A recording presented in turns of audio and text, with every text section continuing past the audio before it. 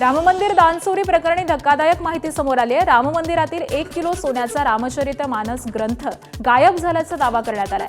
माजी IAS अधिकारी M Lakshminarayanan यांनी रामचरितमानस ग्रंथ दान केलेला होता। 55 महिने सोन्याच्या ग्रंथाची पूजा, मात्र त्यानंतर ग्रंथ गायब झाल्याचा दावा करण्यात येतोय। ग्रंथाची पावती देखील न मिळाल्याची माहिती एम लक्ष्मीनारायण यांनी दिली आहे।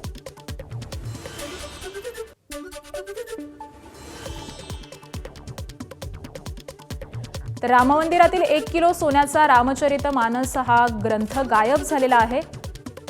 याची पावती देखील न मिळाल्याची माहिती ही एम लक्ष्मीनारायण यांनी दिलेली आहे। त्यामुळे हा ग्रंथ नेमका कुठे गेला असा प्रश्न आता उपस्थित झालेला आहे। 55 महिने सोन्याच्या ग्रंथाची पूजा करण्यात आलेली होती, मात्र त्यानंतर हा ग्रंथ अचानकपणे गायब झाल्याचा दावा सध्या करण्यात येतोय।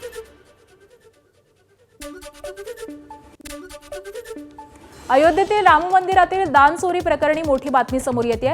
राम मंदिर परिसरामध्ये तपास करून SITचं पथक लखनौला परतलंय। या पथकानं शुक्रवारी मंदिर परिसरामध्ये साधारण 5 तास तपास केला।